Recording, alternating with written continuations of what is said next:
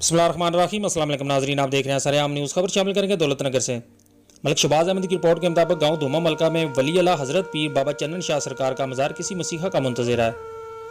मज़ार कई दहाइयों से बसीदा और खस्ता हाल हो चुका है। अंदर और बाहर से दरबार शरीफ की दीवारें इंतहाई बसीदा हो चुकी हैं, जिन्हें आप स्क्रीन पर देख सकते हैं। औलिया अल्लाह ने बरसगीर में इस्लाम को अपने इल्म अमल से फैलाने में अपना भरपूर किरदार अदा किया। आज इनके मज़ारात की खस्ता हाली हमारे लिए लम्हा फ़िक्रिया है।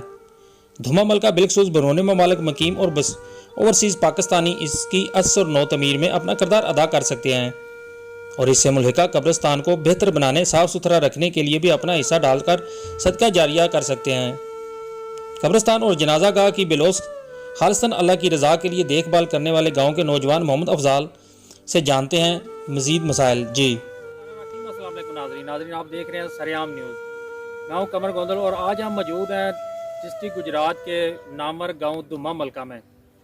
यहाँ पे नाजरीन काफ़ी मसाइल हैं, लेकिन मेन जो मसला इस वक्त है ये हम पीर सैयद चन्नन शाह साहब के दरबार के साथ मुल्हिका कब्रिस्तान में मौजूद हैं। यहाँ पे दो मेन मामलात हैं। एक तो कब्रिस्तान की खस्ता हाली जो है वो आपके सामने नज़र आ रही है। मज़ीद हम आपको दरबार शरीफ अंदर का विज़िट हमने कर लिया है, वीडियोज़ आप स्क्रीन पर देख सकते हैं कि अंदर से दरबार जो है वो काफ़ी खस्ता हाल हो चुका है। के अंदर जो मीनाकारी की गई थी, शीशाकारी की गई थी, वो भी सारी टूट फूट के गिर चुकी है और दीवारें तकरीबन पोसीदा हो चुकी हैं।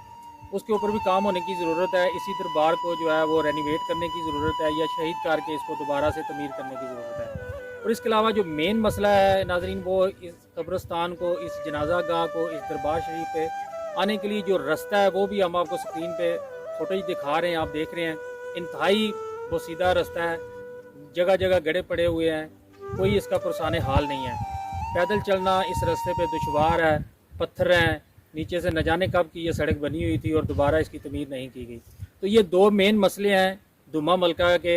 एक इसका दरबार शरीफ को, कब्रिस्तान को, जनाजा गाह को लाने के लिए जो रास्ता आ रहा है उसकी तमीर का, और दूसरा दरबार शरीफ का।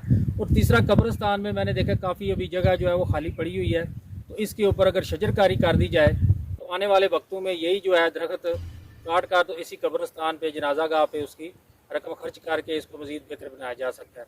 इस हवाले से हमारे साथ गांव के मौजूद हैं नौजवान, हम इनसे गुफ्तगू करेंगे कि क्या क्या जनाजा गाह दरबार शरीफ के मतवली हैं, खिदमतगार हैं, और इनसे गुफ्तगू करते हैं कि मज़ीद यहाँ पे क्या क्या मसाइल हैं। जी अस्सलाम वालेकुम। जी बताएं सर, क्या मसला है इधर आपका कब्रिस्तान के बारे में? अस्सलाम वालेकुम नाज़रीन, सब दोस्तों और बुजुर्गों को। हम सर यहाँ पे खड़े हैं। हमारा सबसे मसला, पहले हमारा मसला है रोड का, जो बहुत ज़्यादा ख़राब है। हमारी सियासी क़यादत अपने बुजुर्ग और दोस्तों से अपील है, कोशिश करके हमारा वो रास्ता जो सबसे पहले वो बनाया जाए। हमें बहुत ज़्यादा मुश्किल है कि जब भी कोई दुनिया फ़ानी से कोई आदमी चला जाता है उसके लिए हमें यहाँ आने के लिए बहुत परेशानी होती है। रोड इतनी खस्ता हालत हो गई है कि आदमी पैदल नहीं चल सकता, गाड़ी आना तो बहुत दूर की बात है। सबसे पहले तो वो ज़रूरी है हमारा रास्ते के लिए कुछ किया जाए।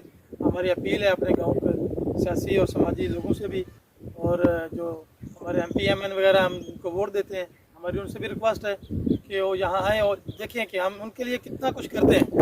तो हमारे लिए जो है वो बहुत मसाइल बन, छोटे छोटे मसले हैं, छोटे छोटे। और दूसरी बात है कि जनाजा का हमने अभी